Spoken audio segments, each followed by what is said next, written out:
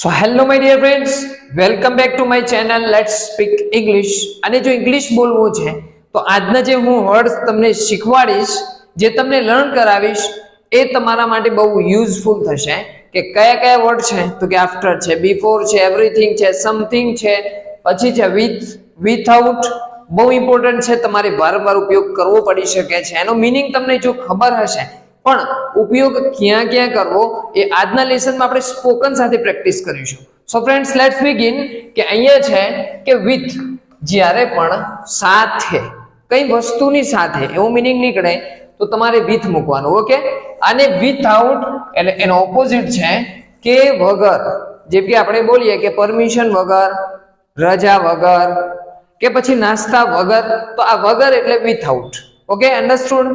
First example છે કે જ્યારે પણ કોઈ વ્યક્તિની સાથે એવો મીનિંગ નીકળે તો તમારે વિથ નો ઉપયોગ કરવાનો છે. કે એક્ઝામ્પલ તરીકે લઈએ કે હું, જેમ કે વિથ માય ફાધર, મારા પપ્પા સાથે, અથવા તો તે તેના પપ્પા સાથે બજાર ગયો, તો he went to with his father. He went to market with his father. શું આવે? હી વેન્ટ ટુ માર્કેટ, તે માર્કેટ ગયો કોની સાથે? વિથ હિઝ ફાધર, તેના પપ્પા સાથે. હું રમું છું વિથ માય ફ્રેન્ડ્સ, હું મારા મિત્રો સાથે રમું છું, તો I play with my friends, મારા મિત્રો સાથે, તો વિથ માય ફ્રેન્ડ્સ. મારી મમ્મી સાથે, તો with my mother. I went to market with my mother, હું મારી મમ્મી સાથે માર્કેટ ગયો. તો ફ્રેન્ડ્સ, જ્યારે પણ કોઈ વ્યક્તિની સાથે with uncle, with friends, with mother, with father, with teacher, ત્યારે તમારે શાનો ઉપયોગ કરવાનો છે? કે વિથ નો, સાથે. ઓકે, સેકન્ડ ઉપયોગ છે કે વસ્તુથી, કાં તો વસ્તુથી કંઈક કામ કરતા હોય. એક્ઝામ્પલ તરીકે હું લખી રહ્યો છું, શાનાથી? તો કે ચોકથી, તો વિથ ચોક આવે. શું આવે? વિથ ચોક. અહીંયા મીનિંગ બદલાય છે કે વડે કાં તો વસ્તુથી. વિથ પેન એટલે કે પેનથી, હું પેનથી પત્ર લખ્યો. I wrote a letter with a pen. I cut the paper with scissor. તો અહીંયા છે કઈ વસ્તુ, વિથ પેન એટલે વસ્તુથી કાં તો વસ્તુ વડે. વિથ નીફ, છરી વડે. આપણે છરી વડે કેક કાપીએ છીએ, તો we cut the cake with knife. With knife, છરી વડે. વિથ સીઝર એટલે કાતર વડે કાં તો કાતરથી. તો વિથ નો ઉપયોગ બહુ ઇમ્પોર્ટન્ટ છે. સો ફ્રેન્ડ્સ, હવે જોઈએ આપણે કે સેકન્ડ કયો ઇમ્પોર્ટન્ટ વર્ડ છે, તો કે ત્રણે એક સાથે છે. કયા કયા? ઓલવેઝ, નેવર અને સમટાઇમ્સ. ત્રણ નો ઉપયોગ એક જ સેન્ટેન્સમાં કરેલો છે, જેથી તમારું અન્ડરસ્ટેન્ડિંગ લેવલ ક્લિયર થાય. કે ઓલવેઝ એટલે હંમેશા, હંમેશા, બરોબર. એનો ઓપોઝિટ છે કે નેવર, NEVER, કદાપી નહીં. અને થર્ડ છે સમટાઇમ્સ એટલે કે કોઈક વાર. એક્ઝામ્પલ છે કે આઈ ઓલવેઝ સ્પીક લાય, અથવા તો લાય. એમ બોલો તો એ ચાલે કે લાય એટલે જૂઠ બોલવું. આઈ ઓલવેઝ લાય, હું હંમેશા જૂઠ બોલું છું. આઈ નેવર લાય, હું કદાપી જૂઠ બોલતો નથી. અને હું કોઈક વાર જૂઠ બોલું છું, તો આઈ સમટાઇમ્સ આઈ લાય, કોઈક વાર હું જૂઠ બોલું છું. તો ત્રણેય સેમ છે કે ઓલવેઝ એટલે હંમેશા, હું હંમેશા ક્રિકેટ રમું છું. I always play cricket. I always play cricket. હું કદાપી ક્રિકેટ રમતો નથી. I never play cricket. અને હું કોઈક વાર ક્રિકેટ રમું છું, તો sometimes I play cricket. Understood? ત્રણ સેમ છે કે ઓલવેઝ એટલે હંમેશા, નેવર કદાપી નહીં, અને સમટાઇમ્સ એટલે કોઈક વાર.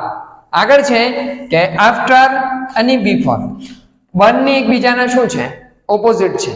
આફ્ટર એટલે પછી, અને બિફોર એટલે પહેલા. કંઈક સમય પછીની વાત હોય, જેમ કે 11 વાગ્યા પછી, તો આફ્ટર 11 o'clock. 2 વાગ્યા પછી, તો આફ્ટર 2 o'clock. તો કંઈક સમય પછી અથવા તો પહેલાની વાત છે કે આઈ વિલ રિટર્ન, હું પાછો આવીશ આફ્ટર 11 o'clock, 11 વાગ્યા પછી. અથવા તો એમ બોલવું હોય કે 11 વાગ્યા પહેલા, તો શું આવે? I will return before 11 o'clock. તો કંઈક ટાઈમ પહેલાની કોઈ પણ વાત કરતા હોય કે મારા પપ્પા 5 વાગ્યા પછી આવે છે, તો my father comes after 5 o'clock. મારા પપ્પા 5 વાગ્યા પછી આવે છે, કાં તો પહેલા આવે છે, તો બિફોર 5 o'clock. તો કંઈક સમયની પહેલા કાં તો સમયની પછી, તો આફ્ટર અને બિફોર નો ઉપયોગ કરી શકો કે હું 11 વાગ્યા પછી સ્કૂલે જાઉં છું, તો I go to school after 11 o'clock. અને હું 5 વાગ્યા પહેલા સ્કૂલે જાઉં છું, તો I go to school before 5 o'clock. તો આ શું છે? ટાઈમ પહેલા 11, 11 o'clock, 2 o'clock, તો આફ્ટર 2 o'clock. અન્ડરસ્ટુડ? અને છે બિફોર, બંને સેમ છે.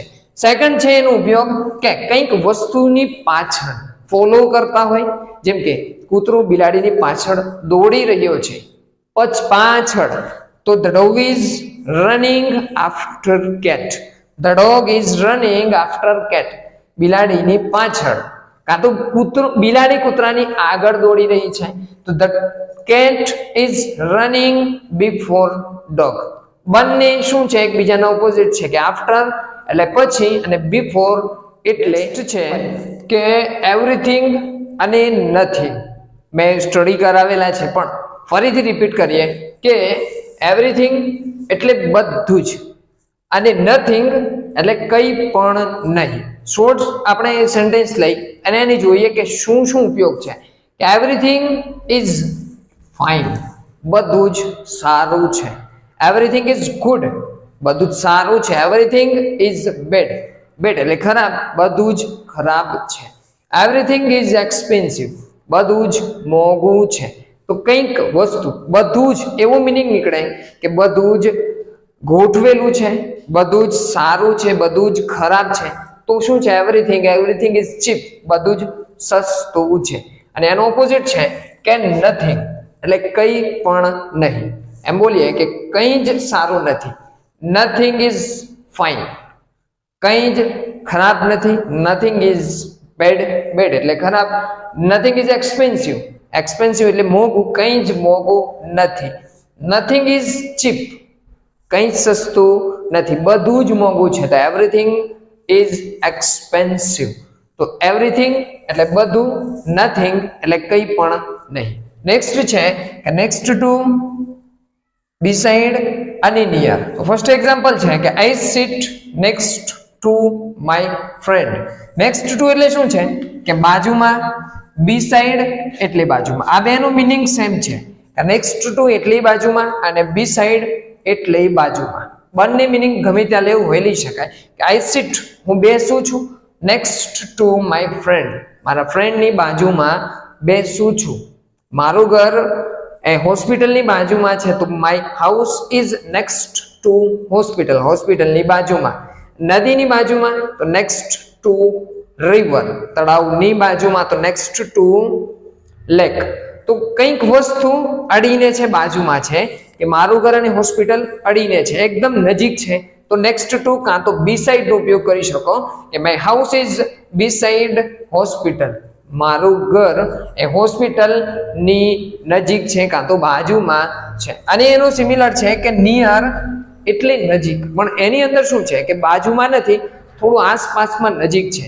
કે મારું ઘર હોસ્પિટલની નજીક છે, અડીને નથી, થોડું દૂર છે. તો my house is near the hospital. મારું ઘર એ તળાવની નજીક છે, તો my house is near the lake. મારું ઘર એ સ્કૂલની નજીક છે, તો my house is near the school.